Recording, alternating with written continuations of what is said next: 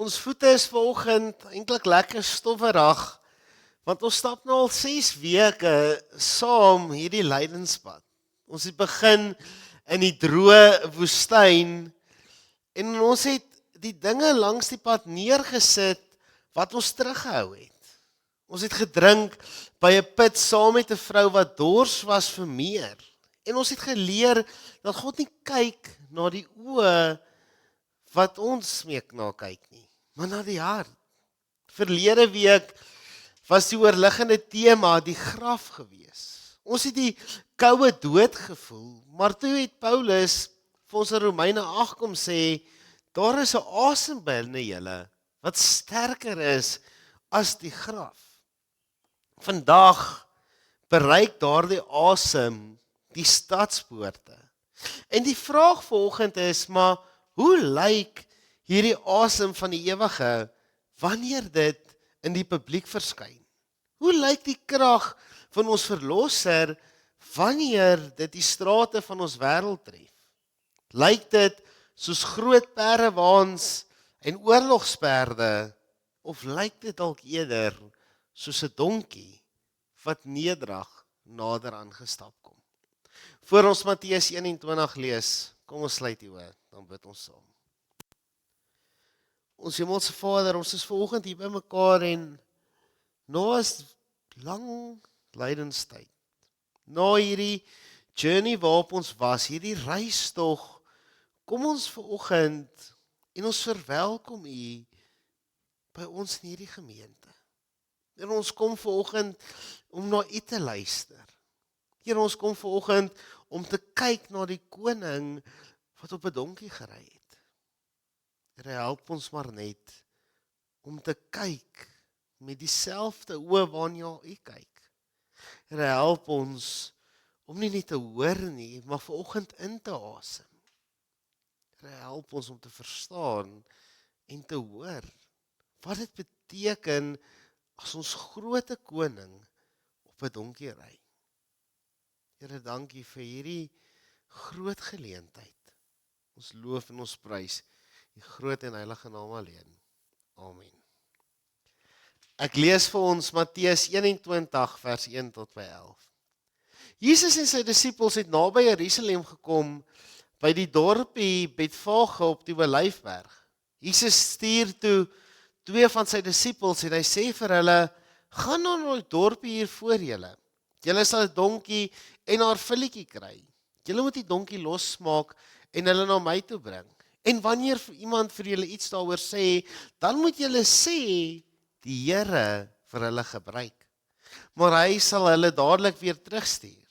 En dit het alles gebeur sodat dit kan waar word dat die Here gesê het.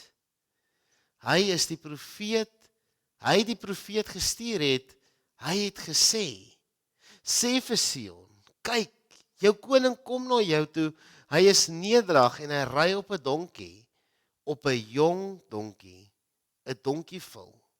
Die 2 disippels het toe gegaan en hulle het gedoen wat Jesus vir hulle gesê het. Die disippels het die donkie en haar filletjie gebring en hulle het van hulle klere oor die donkies gegooi. Jesus het op die donkie gaan sit. Daar was baie mense. Hulle het van hulle klere oopgegooi op die pad. Ander mense het takke van bome afgekap en hulle het dit op die pad gegooi.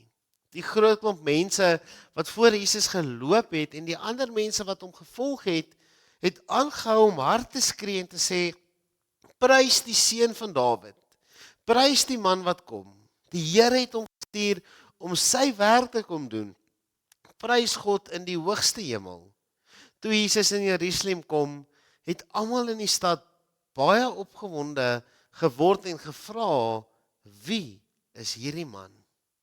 En die mense het gesê, dit is die profeet Jesus van die stad Nasaret in die provinsie Galilea. Net tot sover. Jesus stuur sy disippels om 'n donkie en 'n vul te gaan haal. En dit herinner ons dat hierdie hele gebeurtenis nie 'n toevallige reëling was nie. Dis nie sommer maar net iets wat gebeur het nie. Weereens in die woord sien ons 'n profesie in aksie. Ons hoor die woorde, die Here het hulle nodig. Ons sien iets wat die profete gesê het, wat Jesus net weer vir ons kom wys het, waar is. Die woorde, die Here het hulle nodig. En dit is die groot paradoks van ons geloof. Die God wat die heelal gemaak het, wat sy asem van lewe oor hierdie aarde laat waai en gestuur het, kies op 'n dag soos daardie om die hulp van 'n werkdier te vra. Hy kies die sterflike liggaam van 'n donkie om die koning te dra. Ons moet onsself nie mislei deur te dink dat hierdie nederigheid 'n gebrek aan mag is nie. Die feit dat Jesus gekies het om mens te word, dat hy gekies het om op 'n donkie te ry, is 'n doelbewuste uitdaging aan die magte van hierdie wêreld. Dit is 'n protesoptog teen alles wat ons as mense sterk beskou. Want Jesus was sterk geweest. Maar hoe sy sterk lyk en hoe sy verlossing lyk, is anders as wat die mense van daardie tyd gedink het.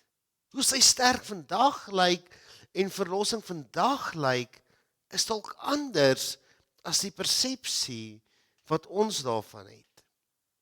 Terwyl Jesus uit die ooste op 'n vul inry, kom die Romeinse mag uit die weste op hulle perde. Dit is 'n straal teen die sagmoedigheid. Pilatus sê, ek regeer deur vrees, deur mag. Kyk hoe groot en goed is ek. Jesus kom op 'n donkie aangery en sê, maar ek regeer deur liefde. Jurgen Moltmann sê Jesus se koningskap is die koms van die geseënde wat lei. Hy ry nie op 'n perd nie. 'n Perd is gemaak vir oorlog. Hy ry op 'n donkie. 'n Donkie wat gemaak is vir diens. Jesus kom nie om Jerusalem te verower nie. Hy kom om die stad en sy mense te bedien. Hy kom om hulle te versoen. Maar hier is die probleem. Ons as mense hou van die idee van 'n koning op 'n donkie, totdat ons werklik iets van hom nodig het. Dan verander ons Hosanna baie vinnig in 'n eis. Die mense het geskree, Hosanna, red tog gou. Hulle gooi hulle klere neer. 'n Teken van totale oorgawe. Maar hulle harte was nie werklik oop vir Jesus nie. Dit was oop vir hulle eie planne. Hulle wou 'n politieke leier hê.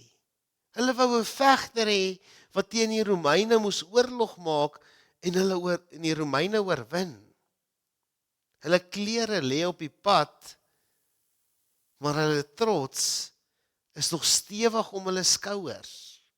Hulle sê, red ons Jesus, maar doen dit op 'n manier wat ek dink reg is. En wanneer Jesus nie aan daardie verwagtinge voldoen nie, wanneer hy nie die paleis bestorm nie, maar eerder na die tempel gaan en die tempel skoonmaak, begin die fundament van die stad te bewe. Die teks sê, die hele stad was in beroering. Dit was 'n skok gewees vir hulle. Jesus se teenwoordigheid krap die owerhede om. Dit vra die ongemaklike vraag, wie is hierdie man? As die asem van die ewige in 'n stad inwaai, kan dinge nie dieselfde bly nie. Dit dwing ons om te kies. Gaan ons saam die skare skree solank dit gerieflik is? Of gaan ons die koning volg tot by die kruis? Hierdie aardbewing en hierdie geroer en rumoer tref nie net vir Jerusalem nie. Dit tref ons lewens vandag. Dit skuif die fokus van die groot vertoning na die klein praktiese oomblikke in ons lewe. Terwyl ons dikwels Hosanna roep vir 'n gewapende ruiter wat ons probleme met mag moet kom uitvee, verlos Jesus ons deur die weerloosheid van 'n donkie. 'n Redding wat veel dieper sny as oppervlakkige idees van mag. Om hierdie bevryding, om hierdie verlossing werklik te beleef, moet ons radikaal ontvanklik wees. Ons moet oop wees vir 'n verlosser wat anders lyk as ons verwagtinge.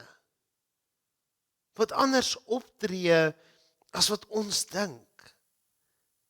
'n Verlosser wat bring wat ons nodig het en nie wat ons vra nie.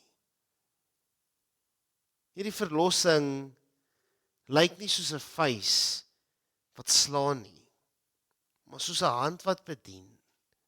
Dit lyk soos die krag om iemand te vergewe wat jou seer gemaak het, in plaas daarvan om wraak te neem. Dit lyk soos 'n vrede wat jy vind in die middel van 'n storm. Nie omdat die storm weg is nie, maar omdat die koning van die vrede saam met jou in die skei is. Dit lyk soos die moed om nee te sê vir jouself, sodat daar plek in jou hart kan wees vir God se genade. Wat beteken dit dan vir ons vandag? Wat beteken die feit dat Jesus nederig op 'n donkie aangery gekom het in Jerusalem? Dit beteken dat verlossing anders lyk. Dit los vanoggend die opdrag by ons dat Jesus nie wag vir jou volmaaktheid nie. Dat hy elke dag by jou kom en vir jou sê, maar ek wil jou gebruik. Jy is deel van my. Hy het jou nodig. Jou donkie oomblik is ook daardie oomblik wanneer jy kies om sagmoedig te wees in 'n argument waar jy eintlik wil wen. Jou donkie oomblik is wanneer jy die klere van jouself neergooi sodat iemand anders kan sien wie Jesus is. Die Here gebruik ons. Nie ons perfekte weergawe nie, maar ons alledaagse self. Ons is 'n voertuig van sy vrede. By die skool, by ons huise, by die werk. Dink mooi daaroor. As God ons lewens so drasties verander en al verander het, hoe groot is dit nie om te dink vir 'n oomblik, maar God vra vandag dieselfde van my. Dalk wil hy deur wie en waar ek is in my lewe ook 'n groot skok in iemand anders se lewe wees. Ons reis van 6 weke begin na 'n punt toe beweeg. Ons het in die woestyn gekom, verby die put en deur die graf, tot vanoggend by die poorte van Jerusalem. Moenie net palmtakke waai vandag nie, maar gooi jou hart neer. Laat die sagmoedige koning oor jou vrese en jou planne ry. Want wanneer hy regeer, word selfs ons swakheid 'n instrument van sy ewige krag. Kom ons loop in hierdie week wat voorlê, nie agter 'n perd aan nie, maar agter 'n koning wat bereid was om die stof van ons strate te deel, sodat ons die heerlikheid van sy hemel kan ken. Amen. Here, so 'n gelaaide teks wat vir ons so baie kom sê. 'n Teks wat vir ons kom openbaar wie ons koning is en wat U vir ons gebring het. 'n Teks wat ons dan aan die hand vat en sê, maar as jy hierdie verlossing vat, as jy hierdie koning kies, gaan God jou gebruik. Wil God jou gebruik? Here, help ons om altyd ons aandag op U gefestig te hou. Wat dit beteken om te sê, maar Jesus is my koning. Hy is my verlosser. Here, maak ons vanoggend bruikbaar, sodat ons nie net hierdie nuus vir onsself sal hou nie, dat ons dit nie net sal vertel nie, maar sal uitleef in hierdie wêreld. Amen.